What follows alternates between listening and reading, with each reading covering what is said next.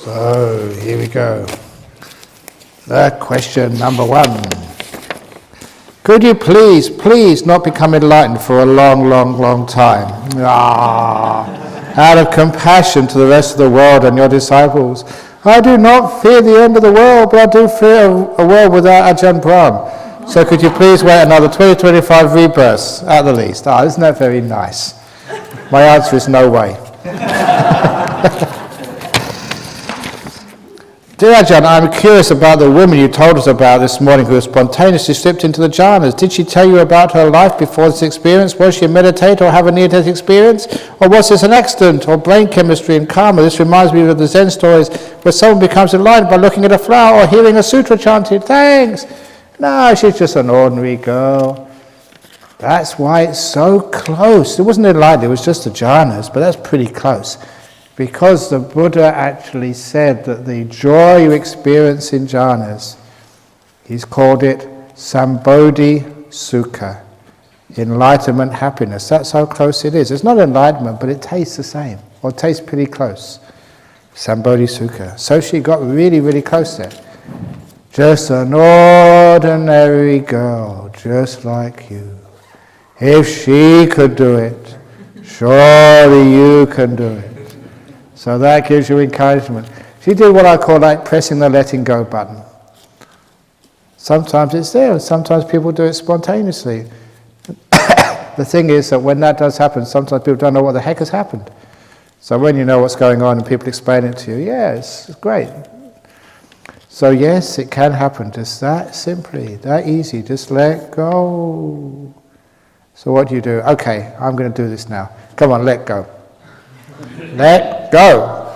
I'm telling you, let go. Let go, let go, let go. And of course, no, that's not letting go at all. That's doing letting go. Dear Ajahn Brahm, when we are at home without a teacher, advice, can we meditate? Please explain how we go about questions. Come. No, when you're at home without a teacher advice, you can't meditate, so stay here. Simple answer. Yeah, of course you can meditate at home, but you have to find the right opportunity for it. It's amazing. Sometimes when there's the Olympic Games or World Cup soccer or your favorite movie, everybody can find time to watch those things. But meditate, no, I'll do it tomorrow. So it really depends on what's important to you. So if you give it importance, it's valuable, then you'll always find time. And your teacher is in here. That's you. As a meditation teacher, I said on the first night, my goal in life is to get rid of you all. That's my goal in life. In other words, to teach you so much that you don't need to come here ever again. You can be independent. You know everything. You know how to get into jhanas, you know about enlightenment, and you know all my bad jokes. So why do you want to come back again? That's the trouble with you guys. Sometimes you have to come back and keep... This is the trouble. If you don't do it this retreat, if you don't get jhanas this retreat, you'll have to come back and it's the same jokes the next time. So that's the reason why I try to encourage people by torturing them. So in other words, just get out of the samsara. And any questions which come up, ask yourself what the answers are. And then, instead of relying on other people, you can rely upon your own wisdom and be independent. That's the best teacher. I remember going to see this monk Ajahn Tate, and one I respect highly. And I had all these questions, but when I went in for an interview with him, my mind went blank. And then what came up, I said, if I do have any questions in the future, it's probably best I find out the answers myself. He said, yes, well done, that's what you should do. So tomorrow when you come for interviews, you ask me questions, I say, no, I'm not answering, you find out for yourself. Is that a good idea? No? Okay, I won't do that then. How do you forgive yourself and others? It's easy. I forgave myself a long time ago. And others, come on, you're not that bad. I often find that even though I'd like to forgive and forget, the words I say remain only words. They don't perform the act, and I keep carrying the bad memory around. How do you make it reality, not only words you say? And how do you let things go when words are not enough? You've got to really feel it. And now you look at people, and there's some really naughty people, and they do really cruel things, but that's not all of them. The way to forgive, this is one of those teachings. When I used to go in prisons, and I still go into prisons every now and again, all those years I've been visiting prisons, I've never seen a prisoner yet. I've never seen a criminal. I've never seen a murderer. I've never seen a thief. I've never seen a rapist. I've seen people who've murdered. I've seen people who've stolen. I've seen even people who've raped. But I've never seen a rapist. If you understand what I'm saying there, the person is much bigger than their crime. Yeah, they murdered someone, but what else did they do their whole life? Is that all they are? Just a murderer? No, they could be a milkman. They could be a really kind person. They could work in these charitable organizations. They've done a bad thing, maybe 2 bad things, 100 bad things. They've probably done about 9 million good things as well. So when I go into jail, I never see a criminal. I see a person who's committed crimes, yeah, but not a criminal. And I make that distinction. As soon as you make that distinction, whoever it is really hurt you. They're not a murderer. They're not a liar. They're not a cheat. They're a person who's cheated. They're not a liar. There's no such thing as an adulterer. There's people who commit adultery. And when you make that distinction, you understand what I mean, then you see the person is much bigger than that terrible thing they did. And once you see how big they are, then it's very easy to forgive them. You see the other part of them, they're not that bad. In fact, I look at all these people, especially some of the people in jail, and they're a bit stupid, that's all. They just did a mistake, and sometimes you wonder well, I was in that position, that time, that place. Sometimes you do something, or you say something, and sometimes you may just lose it for a few moments, and there you are in jail for that. So easy, So you'd be very forgiving, and you're very kind. And that way that, when I go into prisons and I don't see criminals, I just see people, that's when they realize they're being respected. They see that somebody else sees them more than that murder they did. And then they might see that themselves, the other part of them, which is not a murderer. And that part of them grows and grows and grows and grows. So that's actually what happens. That's how you forgive. And forgiving yourself. It's exactly the same as that story I say that when I went to give a keynote at the Institute of Mental Health in Singapore a couple of years ago. They're having their anniversary, so I was invited to give one of the speeches there. And I told that story of the criminals, and not seeing a criminal, only people who committed crimes. And this head of the schizophrenia ward, he said, I'm a Christian, but you did a great talk, please come and bless my ward. So I went to his ward, and I asked him, how do you treat schizophrenia? He said, I don't treat schizophrenia. And that really made me interested, because that's not what I expected. So what do you do? He said, I treat the other part of the patient.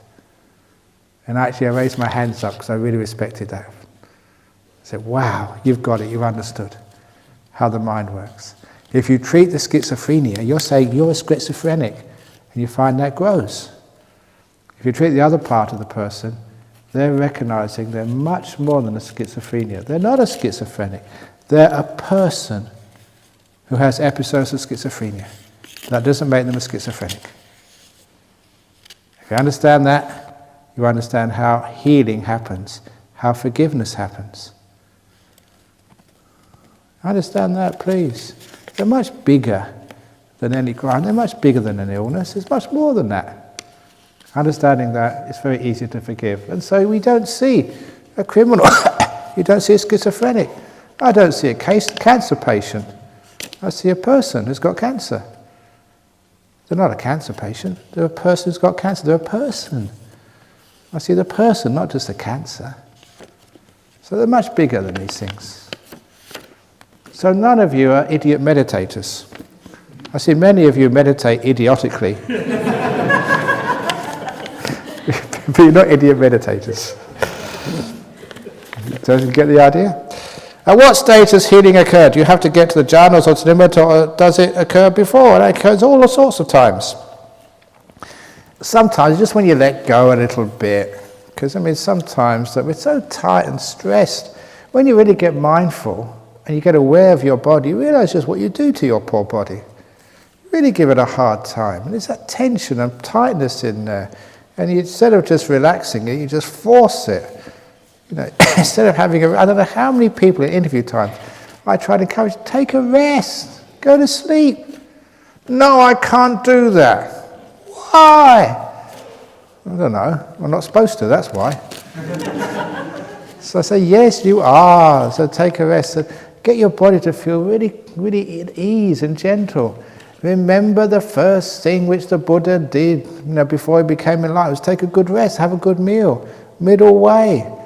Because that's one of his realizations. Once he realized the jhana was the way to enlightenment, that's Mahasatchaka Sutta, number 36 of the middle-length sayings. Having tried all sorts of other things, he said, perhaps that jhana is the way to Bodhi. And the insight came, yes, jhana is the way to Bodhi. Look it up, it's in Majjhima 36. And then he thought, well, it's very difficult to do jhanas with such a weak and tired body. Brilliant insight. You've got to have a relaxed body, reasonably comfortable and healthy. And then it's easy to do the jhanas. You don't have to be perfect health, but just reasonably comfortable. It makes it much easier. Which is why, please look after your body. And then when you realize just how this body works, you just really relax.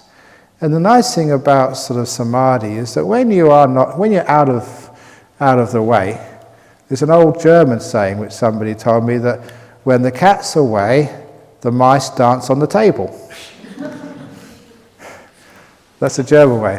I used to hear it as when the cat's away, the mice will play. But in German, it's that they dance on the table. But that's the same. They're happy mice when the cat's away. So when you're away, this big control freak in your head, then your body can have a bit of fun and it can enjoy itself and it can actually relax and heal itself. But when you're always on its case, poor old body, it just doesn't know what to do, doesn't have a chance to heal. So basically you have to get out of the way. And then the body heals. Dear Ajahn, is meditation addictive because it is better than cross? There's sex, come on, say it. Sometimes people wonder about monks, because I already mentioned the word shit word many times. I mentioned bullshit, I mentioned sex, I mentioned orgasm, and sometimes people complain. Ajahn Brahm, you should mention those words. You're a monk. Why not? Because the Buddha, and again I quote these texts, I know what I'm talking about, Arana Vibhanga Sutta, in the Majjhima Nikaya again. The Buddha said, monks, you should teach the Dhamma in the local language. Enough said. But is meditation addictive? Yes, it is. So get addicted. It's a wonderful thing. And I mentioned earlier on, if you get addicted to the pleasures of meditation, there's only 4 possibilities for you. Not 5, only 4. You remember what the 4 consequences of being addicted to meditation is? Stream winning, once returning, non-returning, or full enlightenment. So if you get addicted to meditation, actually it's another thing which happens, which is not mentioned in those 4. If you do get addicted to meditation, you tend to lose your hair. It makes you prematurely bald. How do you deal with the following? Tightness around the head. Just loosen the head. Energy centralized in the forehead. Just, blow your nose. Is that a good thing? I don't know. Look, what's happening if you've got that tightness or the energy in the forehead? It's number 1 to check that you're relaxing. You're not forcing things too hard. You're not wanting so much, because it could be tension. And tension comes from wanting and forcing too much. It could be because you're focusing on the tip of the nose and your eyes go cross-eyed. That's another reason why you get that tension, the tightness around the head. But mostly it's because you're wanting too much. You don't know how to relax the body. The third thing, it could be just some energy which should really be in the mind, and it's just leaking into the body. I mentioned that to a few people. I think I mentioned it during the question time as well. That when the mind gets very still and peaceful, you get lots of energy coming up, but if you still got contact with the body, it tends to go into the body rather than into the mind, and it gives you these strong energies, but they're not very pleasant. They tend to disturb the body. So what you should do is, if the body hasn't gone away yet, when you're focusing on the breath, just the breath and nothing else, so the rest of the body is beyond your screen, just like the TV screen. Similarly, you can't see the picture on top of the TV set or the magazines underneath the TV set. You can't see the screen, or you see what's in the center there. So the TV, so the picture above, the magazines below, and the frame of the TV has actually disappeared. The same way when you're watching the breath, everything else disappears. So you can't feel your legs, you can't feel your head, or your arms, or your torso. It's all gone. All you've got left is the breath, just like the center of the TV screen without the frame. If that happens, you're following the instructions, and any energy, it either stays with the breath or it goes into the mind. It can't go into your body. The body's gone. So the problem is we linger too long on our body. So when the energy does come up, it tends to leak into the body, and that's really not where it's meant to be. And so it's always a bit disturbing. That's the third possibility. The fourth possibility, you could have a headache, so take an aspirin. Can you tell us more about the knower? Can't really say much more. This is just your mind. This is the consciousness, the mental consciousness.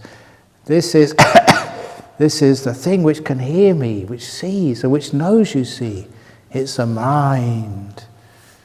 Now, let's say one thing about it. The word in Pali for the mind is called mano. It's also chitta, but mano is the other word for mental consciousness, the sixth sense. And it's related to the Pali word maneti, which is to measure. And those two words, this is ancient Pali Sanskrit, they're related together, measuring and the mind.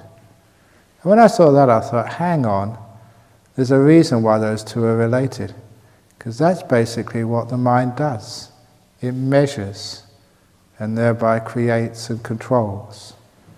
Because some years ago, people knew I was a physicist before, and they asked me a question. I think this was in Nolamara Center one evening, and there was a question which opened up a really big area of understanding how to meditate. Because they were quoting this philosopher-scientist, Lord Kelvin, one of the first presidents of the Royal Society in London, this prestigious scientific body. And he was one of the important people at the foundation of the Industrial Revolution in UK. And he's mostly known for the Kelvin scale of temperature, starting at absolute zero, minus 273 degrees centigrade, where nothing moves. That's the lowest temperature. No energy left there. But anyway, he once said, the beginning of technology, he once said, the only way we can control nature is to learn how to measure her accurately first. He had the insight, if you're going to start to make things work, you have to measure things. So you have to have standard weights and standard linear measures. And clocks, we could tell the time accurately. And so the beginnings of the Industrial Revolution, really depended upon having these standard measurements and being accurate in your measuring. And once you could do that, technology just took off. And they asked me once, what did I think about that? And of course, I always tend to turn things backwards. And I said, well, that's very interesting because it's true. If you want to control things, you've got to measure them first of all. So what if you don't measure things? Then you can't control anymore. Have you ever noticed how governments try and measure you so they can control you? Have you ever noticed how you measure other people? That's a friend, that's an enemy, that's somewhere in between. That's I like them, that I don't like them. Because once you start measuring and judging them, then control happens next. There used to be this myth in medieval Europe. If you knew someone's name, that you could have power over them. If you could measure something, you could control them. And that is actually a fascinating idea, and you play with that, and you realize when you don't measure things, you have to let them go. They're out of control. So what do you do with your meditation? Stop measuring it. No good, no bad, no peaceful, no sort of agitation. It's all very good. Or good enough. Poor D. So when you stop measuring your meditation, you can't do anything anymore. You're totally disabled. You have to let go. So that's another thing which is lovely to do in meditation. You sit there and just no measure at all. I don't know whether this is peaceful or whether this is agitated. I'm not even going to measure it. And because of that, you can't react. You can't sort of control it, because if it's like agitated, you've got to do something with it. I've got to settle it down. And you're doing something again. And if it's peaceful, I want it to be more peaceful. And again, you start to twiddle the knobs and do things again. That's a problem, because you measure first, you assess, and then you do. So if you stop assessing, stop judging, just be with this moment as it is, just be happy to be here, you find you stop all this doing business. And then you start to meditate. Wow, it gets very peaceful. So it's all about letting go of doing, by letting go of measuring. The problem is, though, when you start letting go of measuring, you disappear. The main reason for mind to exist, to measure, to know long and short, it disappears. So your mind is vanishing, and with it, who you think you are. You are the measurer. You've been measuring all your life. And imagine you stop. That's freaky. That's scary. Because when you stop measuring, you can't control anymore.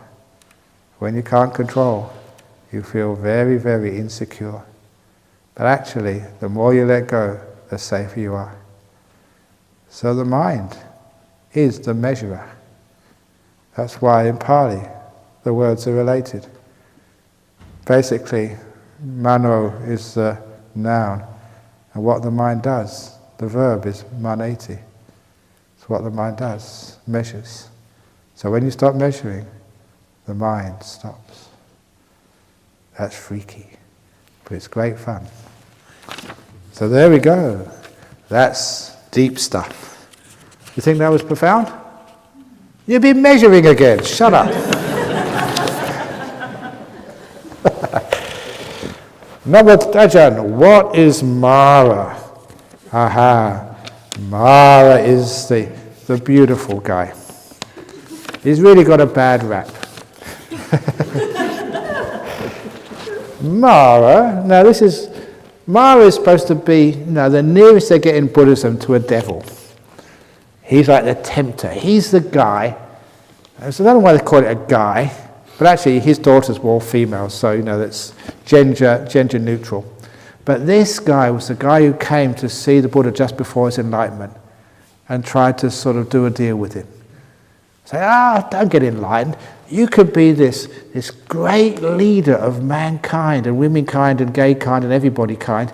You could do so much for the world. You've got such great powers. If you become enlightened, you're just going to leave after a while. That's no good. Stay around and stop all the wars and the famines and let people be living in peace and harmony. You can do that. And the Buddha said, I know you, Mara. Get out of here. Because the word Mara, what really made me understand what Mara is, that Mara is a god, a deva, who in the Buddhist pantheon, the Buddhist hierarchy of heavenly realms, is the boss, the head in the realm called the Paranimitta Vasavati realm, the realm of those who wield power over other people's creating. This is the control freak in chief of the universe. Above him is the Brahma realms. They're just into love and kindness, really refined. They're not into controlling. No, those guys are into forgiving up in the Brahma realm. But Mara, he is a controller. That's why he wanted to control the Buddha. Why didn't you let the Buddha become enlightened? No, because then he's out of my control. And that's what Mara is. He's a control freak. Now, do you know that Mara inside of you? That is a control freak inside of you. Come on, stay up late tonight. Come on, tonight I'm going to do it. I'm really going to get jhana tonight. That's Mara. Sort of, that guy in that room next to me who keeps banging the door, he's left his door up, I'm going to sneak in there, I'm going to lock it, and I'm going to put glue in his hole so he can't get in there. That's Mara again. You're controlling other people. Those who want to sort of get the crows and shoot them because they poo by the windows. That's Mara. They're controlling. That's what crows do. They poo. So that's Mara, the control freak. When you saw that, you understood why he's the bad guy in chief. Controlling is the enemy. This is fascinating because for us, the controller is our will. Will is our friend. We can choose to do this and choose to do that. And we think the will is our closest ally. All we need to do is to teach our will to be a bit smarter. Because we made bad choices in the past. We don't want to give up choosing. We just want to make the choosing smarter. And that is the myth. That's all Mara. I know you, Mara. So instead of trying to make the will smart, you realize the will is your enemy. You let it go. No will, otherwise known as letting things be. Contentment, freedom, happy to be here, no matter where you are. Letting go of desire. And when the will disappears, then you're in jhanas, having a nice time. And then you realize what created all of this trouble and suffering to begin with. Control to control, control. In the sutras, that's where the Buddha said, when you get into jhana, it blindfolds Mara. Mara can't find you in there. It's beyond control. Letting go at last. So that's actually why these jhanas, they give you a taste of what it's like to be beyond Mara's reach. It gives you the insight from direct experience of how to get beyond control. So, when I get into deep meditation, I'm out of control. Peaceful, blissed out at last. Bye-bye. But it's tough to do that because you have to let go of something you cherish more than anything else. Yeah, you may be able to let go of your body. You may be able to let go of all your knowledge when you get demented. You may be able to let go of all your possessions, but to let go of the doer, the will, that's one of the toughest things. You know how you do that? You're getting so deep in meditation, it's just too much fun. That's what happens to you. You get like basically the simile is like you're on the edge of jhanas. And you can see that's bliss, this is wonderful, it's profound, it's important. It's just, you can have a great time there, and it's the sort of thing which you've been aspiring for. It's not just pleasure, it's profound, it's pregnant with so much wisdom. It's deep stuff. But to get in there, I've got to let go of all my doing, let go of my will. That's most of what I think I am. But it's just so nice. But the sacrifice is too much. But it's brilliant in there. But no, I'm attached to me. But I'm going for it. It's the joy and the pleasure. They just, in the end, it just drags you in. You can't resist it. And then you realize this attachment to the doer, the controller, the will, the me. That was the biggest enemy of you. You have wonderful times when you do nothing. And when you realize you're not the controller, that's when forgiveness becomes very easy. Who's there to blame? It's not me, it's not my fault. I am totally innocent of all the bad jokes I keep on repeating every time. Totally nothing to do with me. I take no responsibility for that. It's just my stupid will, that's all. Come on. So anyway, do you have any advice for meditating with tinnitus, please? Yes, tinnitus is when you've got ringing in the ear. So you can screw your ears off. And it wouldn't it be wonderful if you had earlids? And you've got eyelids, and close your eyes and don't see things. If you had earlids so you could stop hearing things, it'd be brilliant. But anyway, that's not been invented yet. So, the thing is, if you've got tinnitus and you try to control it by getting rid of it, it gets worse. So instead, just make peace with the tinnitus. Be kind. Oh, nice tinnitus. Thank you for sort of coming to visit me. And be just really gentle with your ears. And then you find it's not so much of a problem.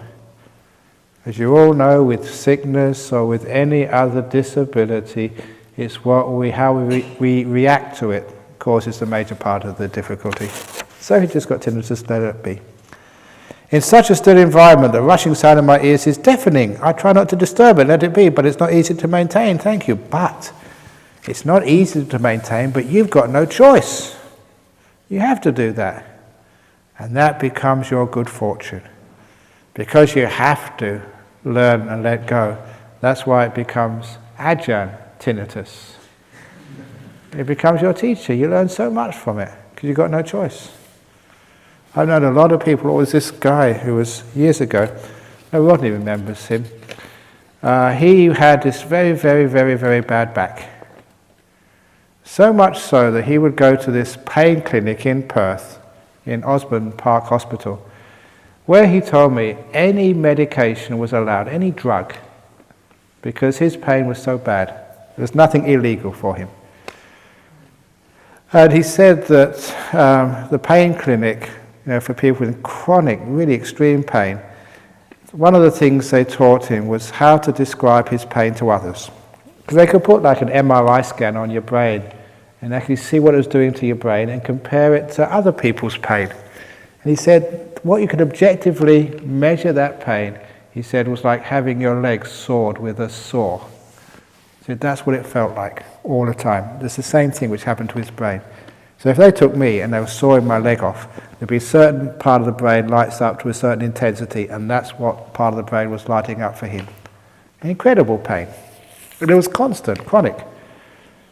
But he came up to me and he said, I've finally done it. So what have you done? And my meditation, I finally got the flat line. I thought, on the ECG. He said, no, that was easy. I did that a few months ago, on the EEG as well. So just now he could get his mind, his brain so still it would flat line. And then he turned around and said, see all those people sitting in the back? They're all the doctors and nurses from my unit. They're coming to figure out what the hell's going on in this place. But he could only do that because there was such enormous pain, he had no choice. He really had to meditate deeply. He really had to let go. Otherwise, it's intolerable. So sometimes, if you have any disability, sometimes you can turn it to your advantage. Because you've got no choice anymore. You can't be lazy. You can't just go and sort of think about sex or the future or soccer or whatever else you think about. You really have to get your act together. So that's what he did. Good on him. Ajahn, is masturbation breaking the 5 precepts? In the hall, it should not be done. Nor should mental masturbation be done. That's the worst part. Mental masturbation. Thinking about all sorts of weird stuff. Thinking. But is it breaking the 5 precepts? Actually, it's not really breaking the 5 precepts, but just because it's not breaking the 5 precepts doesn't mean it's a good thing to do. Because sometimes, people always try and make excuses. When I first went to Thailand, I was really quite surprised, because all these devout Buddhists, they were catching fish. All these people who would look after Ajahn Chah and just go and take the 5 precepts every week. There's close disciples, they'd all be fishing in the paddy fields and the rivers. And when I first said that, I said, you're breaking your precepts. I said, well, are we? I said, yeah, you're killing fish. They said, no, we're not. We're not killing the fish. We just take them out of the water and they die by themselves. And that's what they used to say. So be careful, you can always find an excuse, if you're sneaky enough. So anyway, it's very good because every now and again someone puts a curly question in there just to have a bit of fun, and thank you for doing that. It makes life interesting for a monk. I'm young, healthy, I've got a good job and boss. I have beautiful house and family. How could the First Noble Truth apply to my life? I can't see any suffering, dukkha at all. Yet. That's what it's like. Life is going rosy and happy and got a good job and house and family. There was this story I remember reading. It was actually, I think, in the Time magazine while I was in Thailand. There was this guy, it's a long time ago, 60 or 70 years ago, and he made a fortune on the stock market in the US before the Depression. Made a huge amount of money. And he saw the Depression before the Second World War coming. And so he cashed in all of his shares. When everybody else lost their money, he cashed them in. And then, he was made for life. He didn't have to work anymore. And so he thought, he was smart, he said, why live in the United States? There's a whole world out there. So he went to the public library and he researched, the most idyllic place to live. Climate, to make sure it's a really nice climate, not too many mosquitoes or other creepy crawlies. A stable government, so there wouldn't be these coups and stuff. Enough money, but but not too much money there, so he could get servants to look after him and cooks. A nice sort of culture in which he was going to live in, nice, peaceful, good people. And he chose this place after lots of research. A little island in the Pacific which no one had heard about. Idyllic. And the name of the island was called Guadalcanal. Those of you who know your history know that it became famous because there was 2 major battles during the Second World War. And for him, when he chose that place, he didn't know there was going to be a big battlefield. It was this insignificant, idyllic, paradisical island in the Pacific, in the Solomon Islands. Really nice people, just simple sort of islanders, great culture, plenty of food, They didn't want for anything, and it was just idyllic climate and so rich in resources. And that was his heaven. So even when it's perfect, you don't know whether a big battle is going to happen next week. So that's the trouble. It's sort of, the ideal was always temporary. You're very lucky, well done, enjoy it. But remember, it's subject to falling apart at any moment. That's why you have the Four Noble Truths. So yeah, you're having a great time so far. That's because you made good karma. Well done. But remember, keep on making good karma, otherwise it won't last. During the time of the Buddha, many of his disciples got enlightened upon hearing his teaching. How could it be possible? You've heard so much teaching. How many people are enlightened yet? I've been teaching for years. How many people have been enlightened? Not that many. Oh. But the reason, obviously, the Buddha was the most powerful teacher. So when he taught, it really got deep inside of you. And also in those days that people were doing a lot of meditation, a lot of jhanas.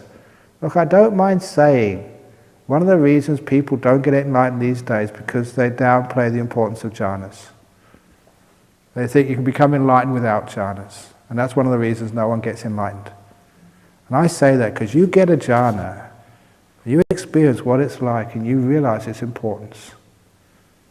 It's how powerful it is. You'll kick up the backside. The powerful thing to stop all those conditionings, to see the nature of the mind, to see this doer, this knower business, to see none of this is going to last. Powerful, deep experiences. That's one of the reasons. In the Samyutta Nikaya, the 5 causes for the decline of Buddhism. Disrespect to the Buddha, disrespect to the Dhamma, disrespect to the Sangha, the monks and the nuns. In many places they try and dispense with the monks and nuns and think lay people can teach. That's the 3rd reason for the decline of Buddhism. The 4th is the despising the training, in other words, precepts. I don't need 5 precepts, do whatever you like. And the last one is disparaging samadhi. Sama samadhi is jhana, disparaging the meditation. The jhanas. Those are the 5 causes. So disparaging jhanas is one of the 5 causes for the decline of Buddhism. That's why I really go out on a limb saying they're important. Here we go. How does the mind process things and function if you let go of all thoughts? Exactly, it doesn't process things. It gets out of the way. You've been processing things for too long. That's the cause of all the problems. Stop it. If forgiving ourselves can really erase the fruit of karma, then what about people who don't know whether they are doing bad things? For example, a child who kills a mosquito and does not know that he did something bad. He thought killing a mosquito was okay and hence no hard feelings or guilt. That child going to get the fruit of karma for killing those mosquitoes? Not probably. If it does, it gets very small good karma, because the intention is the most important. If you really know what you're doing, that's why they say, like if a monk or a nun breaks a precept, we get it double than what you get. They say, and the simile is, if you're riding a horse and fall off, you don't fall so far. If you ride an elephant and fall off, that's a long way. You really break a few legs. And he said that's like the bhikkhus and bhikkhunis. We're like high on the elephant. So if we break a precept, if we make a mistake, that's much worse karma than if the same mistake was made by a layperson. We're riding the elephant rather than riding the horse. That's why as monks and nuns we have to be very careful to keep our precepts. Little kids, they're not even riding a horse. They may be riding the dog or the skateboard or whatever. So they fall off, it's not so bad. Because their moral sensibility hasn't been developed yet. They don't really know what they're doing. They don't realize it's good or bad. Therefore, the intention, which causes the karma, is not that strong. In Singapore or many other places in the world, there is this famous temple of Avalokitesvara Bodhisattva. Unlike other Mahayana tradition temples, they got these chopsticks for fortune telling. What they do is shake the bottle full of chopsticks and silently ask a question to the god or goddess, especially to Avalokitesvara, for guidance and expectations of the future. And sometimes it is very accurate what the chopsticks number represents. My questions are, really ask the gods or goddess for our future? Can they really do it? Look, they've got much better things to do than just to answer your questions about whether you're going to marry that girl or another girl. And if they were really accurate, why was Singapore caught in the GFC just like every other country? Didn't the government, didn't the Prime Minister go to the Avalokitesvara temple and actually ask the gods and goddesses for what securities to invest in? If it worked, people in Singapore will all be well and happy and richer than other countries. They're not, they're the same as anybody else. So what it really is a bit of wishful thinking. When it works, you remember it. When it doesn't work, you forget it. Which is one of the reasons why that psychologically, fortune telling, we always say, it works, it works, it works, it works. Because one time out of 1,000 it does work. The 999 times it doesn't work, that's when we don't even just remember that. So be very careful of fortune telling. One of the old stories, and it's a classic one, was the guy here in Perth who had the dream of the 5 angels.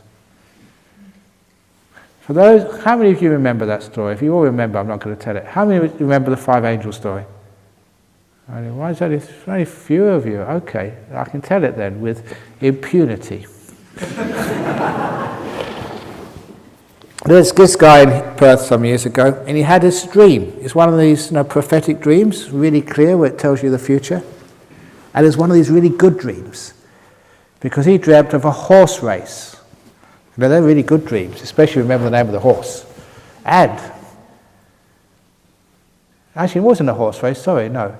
He dreamt of, it was just another dream, he dreamt of these 5 angels. And in his dream, these 5 angels lined up, and each one of them had 5 pots of gold, like jars, full of these gold coins. And they presented it to this guy, 25 pots of gold, worth a fortune. And just as he received the last pot of gold, you know what it's like in a dream? That's when you wake up. In his wake up, he's in his bedroom, and first of all he looked if there was any Devas, there was no heavenly beings there, but worse, there was no pots of gold. That really disappointed him, it was only a dream. So he got up, and he went to the toilet, then he went down for breakfast, but that morning he found his wife, for some inexplicable reason, had made him 5 pieces of toast and 5 boiled eggs. And he looked at the newspaper. It was the 5th of May. 5th day of the 5th month. 5 eggs, 5 pieces of toast, 5 angels, 5 pots of gold. So he thought that, this is some sort of omen. So he looked at the horse racing. And there's a horse racing course here in Perth, named after one in England called Ascot. A-S-C-O-T. 5 letters. So straight away he looked in race number 5 that afternoon at Ascot. And he couldn't believe his eyes when he saw that in race number 5, horse number 5 was called 5 angels. What would you do if you saw that? You only get these opportunities once in a lifetime, if you get them once at all. So he took the afternoon off work.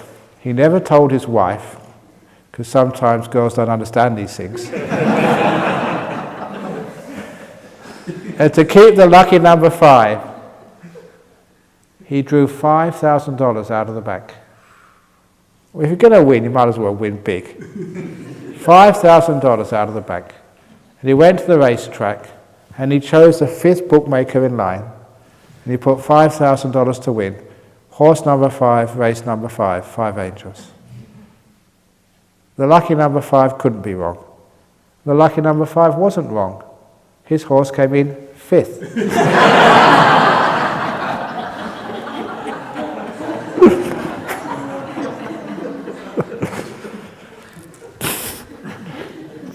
So that's the other problem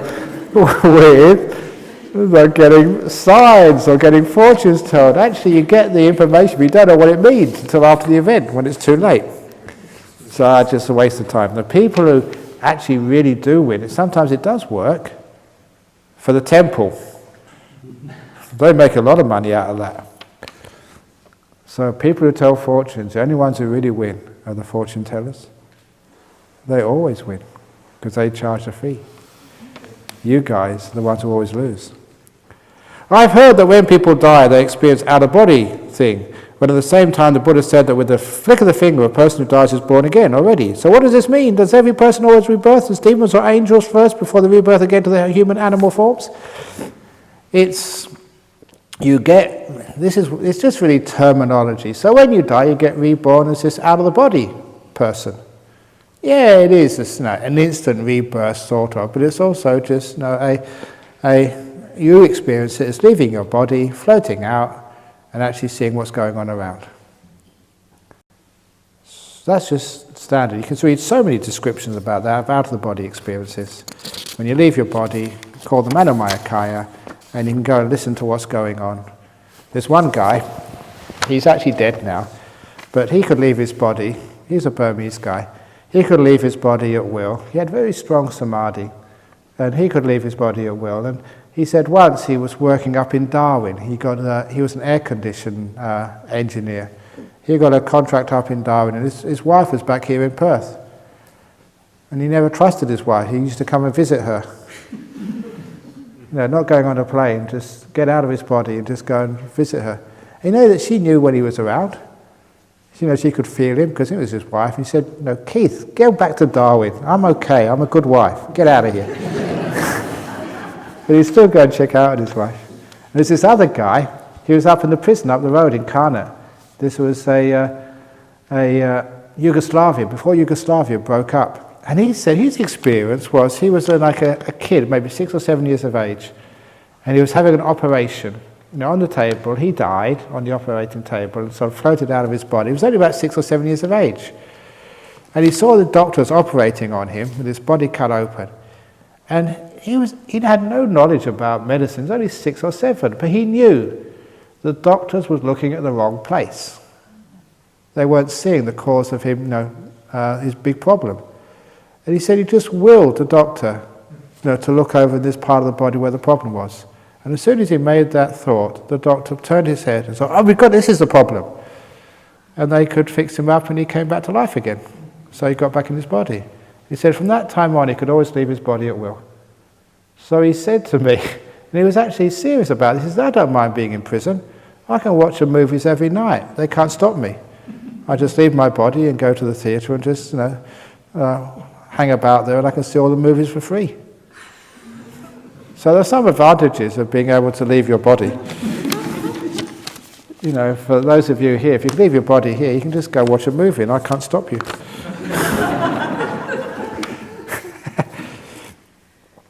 I've learned in Buddhism that people who reach jhana in their meditation, when they die, will get rebirth in the Brahma world, the Rupa Brahma or the Arupa realm. So it's kind of a guarantee that if, let's say, a person who reaches jhana in one of his many meditations just once and never reached jhana or meditate very much to the end of his life, be reborn in the Brahma world. Not always.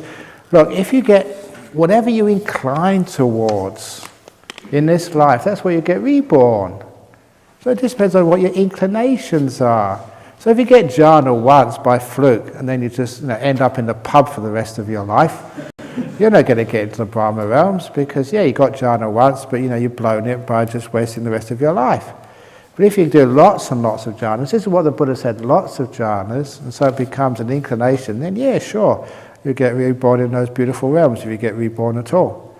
Or if you get a jhana close to the end of the life, But remember, all the other things in your life are also really, really important. You can't just think that just 1 or 2 things you do are going to make that much difference. In the same way, this is another of those stories I tell every retreat, there was a Sri Lankan man, another Wesak Buddhist, and he would only go to the temple. Because I was told this story by a Sri Lankan guy. He'd only go to the temple on Wesak Day, and it's only because his wife would nag him if he didn't go.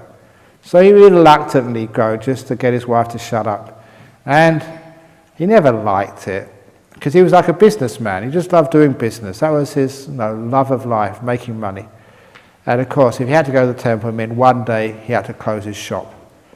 But when he went to the temple, he listened to the monk and he said something which is, we all know, that your last thought is the most important. That will decide your rebirth. If you have a really beautiful last thought, then you maybe go to a heaven realm. If that's a bad thought, you go to a hell realm. So, when he heard that, he got interested. Is that all I need to do? Make sure my last thought is a good one? And then he heard the monk say that one of the best thoughts to have at the end of your life, as a Buddhist, is to remember the Buddha, the Dhamma and the Sangha. To think of what they call the triple gem. And he thought, is that all I need to do? Just to think of Buddha, Dhamma and Sangha, then I'll go to heaven. And the priest said, that's all you need to do. Great, he said. I don't need to make any more donations to these stupid monasteries. I don't need to keep any precepts. I don't need even to go to that temple anymore. All I need to do is to remember to think Buddha, Dhamma, Sangha as my last thought. So he said, how can I do that? And he had this insight, this stroke of genius. You know that sometimes you just see it? So when he went home, he had 3 sons. He renamed them. Eldest son Buddha, second son Dhamma, and the third son Sangha. Because he knows, it always happens. Your children are always there by your bedside when you're dying. So he said, that's the way I'm sure I'll be able to think of the Buddha, Dhamma, and Sangha just before I die. So from that time on, he never gave any more donations. Doesn't matter how much his wife nagged him, he would not go to the temple, wouldn't keep any precepts. Because he had to plan. And it was working perfectly. At the end of his life, very old, and he was on his deathbed, and of course his children were by his side there. Buddha, Dhamma, Sangha. I'm going to heaven. Buddha, Dhamma, Sangha. I'm going to heaven. And just go close to his last breath, he kept reciting his 3 sons. He saw them there. He loved them to bits. Buddha, Dhamma, Sangha. Buddha, Dhamma, Sangha. And then he suddenly thought, hang on, if my 3 sons, Buddha, Dhamma, Sangha, are here, who's looking after my shop? And that's when he died. And became a hungry ghost, which...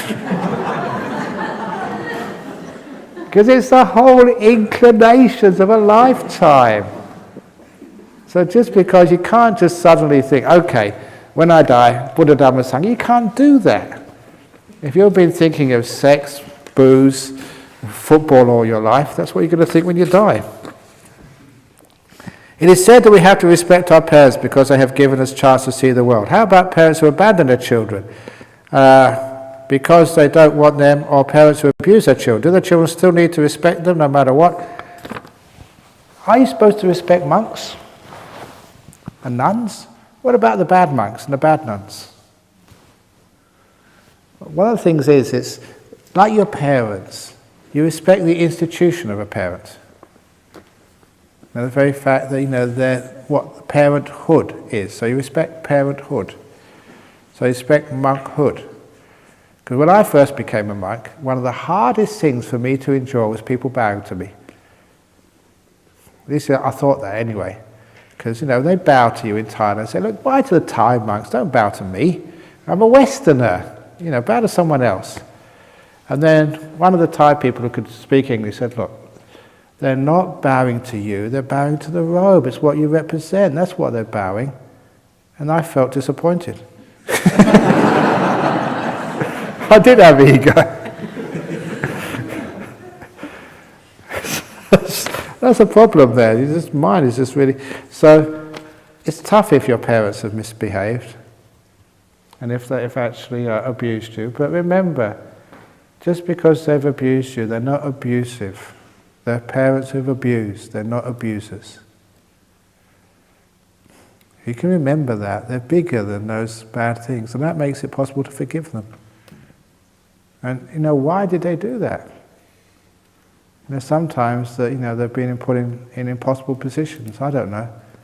But sometimes it's so hard to judge when you don't really understand where people are coming from, why they're doing that. But it's tough anyway. My parents want me to work for them, to run the family business, but I don't feel like I'm going to be happy doing it. And my real passion is in other business, which I'm currently doing right now. My parents have been very upset towards me for not obeying them, and they thought and told me that I'm a bad child. What should I do? I've already explained to them the best I can, but they still can't accept it. Okay, it's the idea of, actually the word of respect, in Pali is called garu karoti. That's actually the word for respecting someone. And what it really means is making heavy. So what it really means, to respect your parents, means whatever your parents say is heavier than what other people say. It's got more weight to it. So when you make a decision, you put everything in the balance. So what your parents say, that's really important. That's heavy stuff. But it doesn't mean there's other things which can outweigh it. So respecting parents does not always mean doing what they tell you. And disobeying a parent is not respecting them. The Buddha disobeyed his parent, and became a monk, ran away. And there's many other monks who disobeyed their parents in order to become monks. And some of the nuns as well. Your mothers wanted you to have grandkids. You say, no, I'll become a nun instead. So sometimes it's not always doing what your parents say, but listening to what they're saying, giving it extra weight, more weight than others, and then you see what else you can put in the balances. And if the other things outweigh your parents, you have to respect that and not do what your parents say. And there's so many, this is especially in Malaysia and Singapore. I told this to the former chief priest in Brickfields, the late Dr. Kesri Dhammananda, because I've been to Malaysia so many times. And I know that Malaysian parents are so happy and overjoyed when a young man becomes a monk, as long as it's not their son.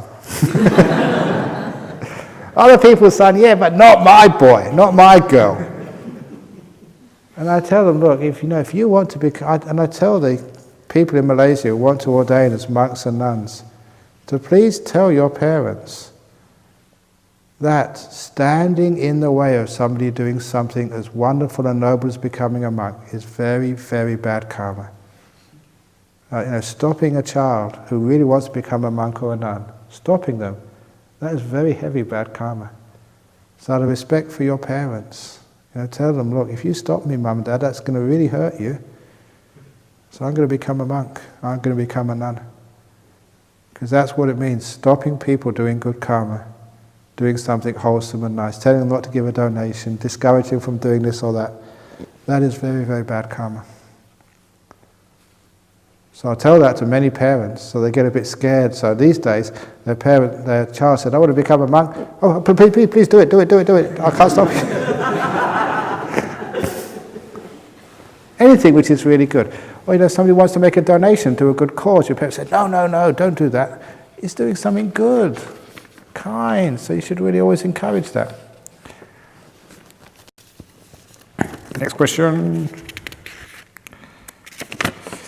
I sometimes lie to my parents because I think they have very weird two-word advices in my life, such as, you take a taxi because it's dangerous.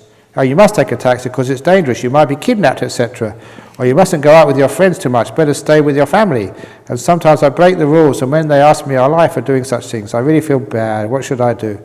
For your information, their minds and perceptions are impossible to be changed. Try to change it, and I'm grounded for life. Okay, now, see if you can actually, get away without lying to them, because it's not very nice to lie. So take a taxi because it's dangerous, you might be kidnapped, etc. So what you can do is you can take a taxi just to the corner of the street, and then you get out and walk. So that way your parents, they see you get in the taxi, they're happy, but then you can get out and enjoy yourself. And it's not lying as long as you don't tell them. Or you mustn't go out with your friends too much, better stay with your family. So how can you get around that? And this is what happened here. There was, I remember I saw these girls in London recently. These girls married. They were the daughter of a well-known Sri Lankan girl here. Their father died. He was a really good friend. He died over here. So the mother was left with these 2 sons and 2 twin daughters. And I remember that, because he didn't really have any advice, he often came to me for, family advice. And she said, oh, my daughters, they're only 18, they want to go to the nightclub, and it's a really bad place, they have drugs there, they have alcohol. And I said, oh, come on, trust your children. They're good kids, they have to go to the nightclub, that's where all their friends are going, that's where they meet their friends, they meet their partner later on. Let them go, for goodness sake. So I taught the mother to let the kids go to the nightclub because she respected me. So they went out to the nightclub, they did really well, had a nice time, and one of them was a doctor, I forget what the other one is. They've done really, really good kids, kids you could be proud of. And I say you've got to give your kids some trust. And if you just keep them in because you're scared all the time, they never learn about life. In the end, they just run away anyway. I told this that if you keep a bird in a cage, sooner or later, the door's going to be open, and it will fly away, and it will never come back. If you keep your kids like that, always telling them what to do, one day they'll leave, and they won't want to come back. But if you keep your kids in a cage with the door always open, they can fly in and fly out whenever they want. And as long as the cage is nice and comfy, and nice food, and nice bed, and stuff like that, they'll fly away, they'll always come back. So that's like looking after your kids. Don't put them in cages. Otherwise, when they leave forever. So be kind and give them a few breaks. Trust them, for goodness sake. And they'll always do the right thing. So what you should do, get a copy of this talk and give it to your parents. I'm stuck in a relationship where I don't really want to be with someone. But the thing is that someone told me that she will commit suicide if I break up with her. What should I do? Okay, look, find a nice replacement for her. See what Brad Pitt is doing, and say, look, I just got Brad Pitt, a blind date. Go out with Brad Pitt, not me. And then she won't commit suicide. No, that sometimes people always do those threats, and they never do them. So yeah, they make those threats, but they won't. So just say, okay, see if you keep your promises. They don't do it. Do you have to take precepts before you can call yourself a Buddhist? No. I was a Buddhist before I was keeping the precepts. But just you were aspiring to doing that. And later on, after you were a Buddhist first, and then you were a precept, you kept your precepts. There was this guy, I really remember him. He was amazing that he was a drunkard, an alcoholic. But he was, because he had lots of social problems, emotional problems. But he was a very good Buddhist, and so for one rains retreat, he made a resolution. The resolution, he would not drink from sunrise to sunset. And it was really tough for him, but that's the best he could do. So he'd have the bottles ready, but not until that sunset went down. Then he'd get drunk, and he'd have a bit extra just before the sun came up, because it'd have to last him.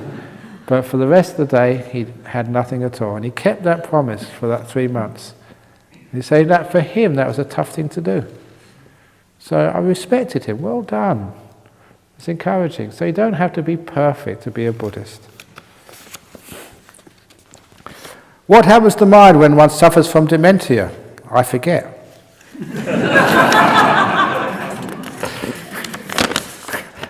Now what happens, it just gets dulled out. It goes into like a dark, sleepy state. It's like, what happens to mind when you go to sleep at night?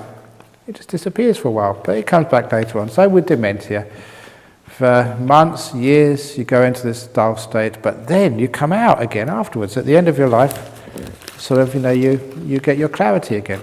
Many, many times that's happened. And there's a case over here in Perth. It was actually a coma, not really dementia. Oh, was it dementia? I think it might have been.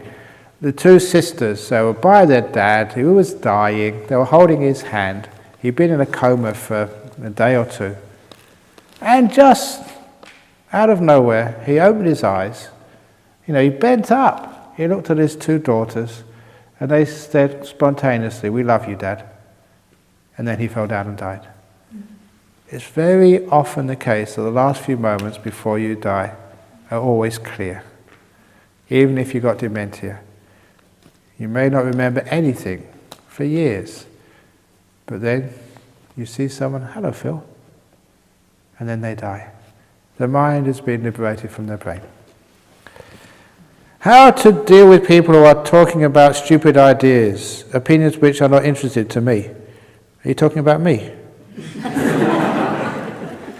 No, it's because people like different things. Most people read an article or two, then talk like subject matter experts. If I show loving kindness or care, they will always come to me and waste my time. Thanks. You've got to be kind sometimes. Look, if I thought like that, I would never sit in that chair and take interviews from you guys. So be kind to people, for goodness sake. So let them listen. Ajahn told me that, if you're going to be a friend to someone, you should be like dustbin. It's a dustbin simile. So you have to be the dustbin and take everybody's rubbish. So whoever wrote that, so when people talk to you as if they're experts, let them dump on you, let them put things inside your dustbin.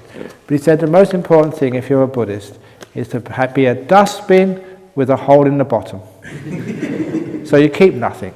So they can tell you all their problems, you listen to them, but it goes right in, and when you get off that chair, you keep nothing. So you're always empty for the next person. Otherwise, you know what it's like if you listen to people, if you counsel them, because you care for people. Sometimes they put all their problems into you and they become your problems, and you worry about them. You carry somebody else's suffering around with you. That's really not fair. And it's actually pretty dumb to do things like that.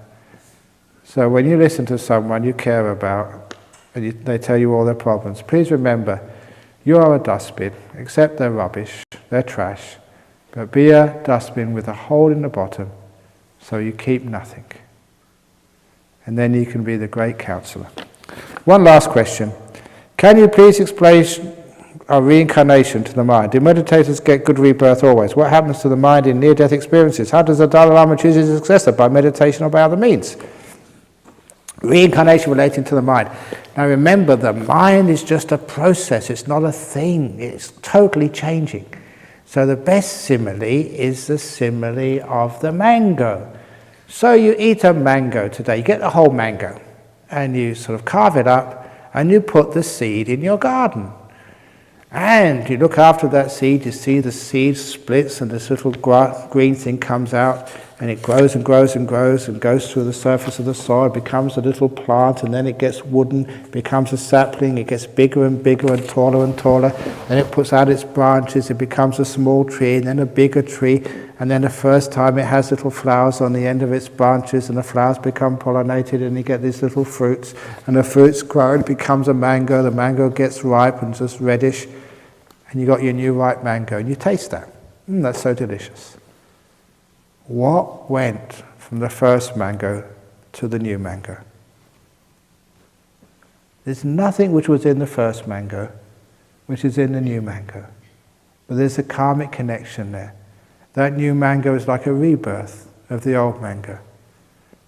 And you can actually see steps in the process. You see these links, and every second you can see the seed. You can see the seed splitting. You can see the little shoot coming out, growing centimetre by centimetre by centimetre. You can see the whole process where it gets wooden on the outside, where it throws through branches and other twigs. You can see the process where it has the leaves and then the flowers, and then the flowers get pollinated, and you see the little fruit come at the bottom of the flower and swell and become the mango. You can see the whole process, the cause and effect. One cause, another effect, that's the cause for another effect. This whole process, whole link in the chain of causes. And that's just like you, your mind, this link of causes. You know, there's nothing in my mind now which was there when I was a kid, but I can actually trace back all the links to me as a kid. That's why, the way the Buddha says, it's not the same, but not different. There's a linkage there. When you understand that linkage between moment to moment of your mind, you understand that that linkage is not suddenly stopping at death, but carries on. The mind is totally separate from the body. So the mind keeps evolving, just like the mango keeps evolving. And just like the mango, new mango, if the previous mango was very sweet, the new mango will be sweet. If the previous mango was like drought resistant, the new mango is drought resistant. You carry with you this karmic, these tendencies, which you built up over a previous time into this moment. So that's the simile of the mango. Nothing goes across, but there's a connection. There's a link between this life and your last life. It's not the same, but there's a flow of causes, a linkage, a chain. That's what that is. Do meditators get good rebirth? Always. Of course not. Depends on how you meditate. If you meditate like this, you're not going to get meditation. What happens to the mind in near-death experiences? It just leaves the body. It's the continuation of causes. It means the mind is outside of the body now. And it's very similar to what was said before. It's interesting that people who do see, these people once they've just died, the ghosts, they look exactly the same. There's this one case, this builder, he lived in Kalgoorlie. That's, just 300 miles to the east of here, mining town. He was a builder, he got cancer, quite bad cancer. He was dying. So his friend, who was living in Perth, said, you better go and see Ajahn Brahm. So he came to see me a couple of times. Really a nice guy. I taught him a bit of meditation, but it's really too late. The meditation I taught him was just to be able to die well. And a few weeks later he died in Kalgoorlie. So his friend, living here in Perth, flew over, for the funeral, helped his wife out and everything. And then he came back to Perth. But the coffin was closed. That's an important point. So he never actually saw his friend because the wife said, no, I don't want anyone to see him. The coffin was closed throughout the whole funeral service. And he said a few days later, he was at home, in bed at night, and his wife nudged him. At least that's what he thought. So he turned around and told his wife, said, no, don't do that. His wife was fast asleep. It wasn't her. He turned around and it was mate who just died. It was a ghost. And he said, this builder, he was wearing this nice suit and this polka dot tie. He said, that's really weird. It's like an Australian builder, okay? They don't wear suits. Never. They wear a little singlet and some shorts, and that's about it. And that really surprised him. And straight away he turned around to his wife to wake her up. I think what his name was, like, Bill's here. And then when his wife woke up and they turned around, he was gone. He disappeared. So actually, it's really silly. They got up, out of bed, they started searching the house for the ghost. And you never find it, you only see it once. But what was really weird was that his friend was so strangely dressed in a suit and a polka dot tie. Oh no, it's a bow tie, polka dot bow tie. And so he came to see me and asked what's going on. I said, look, what you should do is, a couple of days, just call the widow in Kalgoorlie and just have a little conversation. How are you going? Is everything going okay? Is you being looked after? And then in the middle of the conversation, just mention, oh, by the way, what was Bill wearing in the coffin? And he did that, and of course he rang me afterwards, and he said, you wouldn't believe this. And his wife said he was wearing a suit and a polka dot tie. He said he would refuse to wear that throughout his whole life. I bought it for him, but I thought at least, in his death, he could, he could look reasonable. And so his wife actually dressed him in his stuff he would never wore before, and that's actually how he saw the ghost. And so, there was confirmation that was him, because he never expected to see him in that clothes, and that's actually what he was wearing inside the closed coffin. It's weird, isn't it? But that's why. How you die, so remember when you die, be well dressed, because you have to be like that for a few days. What happens to mind? What happens to mind in near-death experience? I've mentioned. How does a Dalai Lama choose his successor, by meditation or by other means?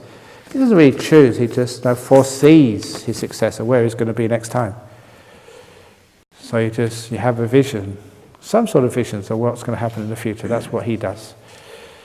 But I've been told he's had enough already, so this is going to be his last time. Imagine, is it the 14th Dalai Lama, isn't it? Imagine 14 times as a Dalai Lama. You really get fed up with it after a while. Being the President of the United States, they don't have 2 terms, they get fed up with it. Imagine 14 lifetimes as a Dalai Lama. Gee, that takes a lot of compassion. Anyway, there's many ones left here, but I have to wait till my next lifetime to answer some of these because there's too many of them. So anyway, that's enough for this evening. It's almost 9:30, but I started a bit late. And it's more so, can we have maybe a moratorium on questions tomorrow so I can answer these ones tomorrow night? Otherwise, or what you can do, if you want to ask a question, and if you've already got a question inside here, find your old question, throw the old question away and replace it by a new one. So that way you can only have so many questions tomorrow, because this will take a long time to answer. Anyway, I did quite a few anyway. So, that's it for this evening, folks.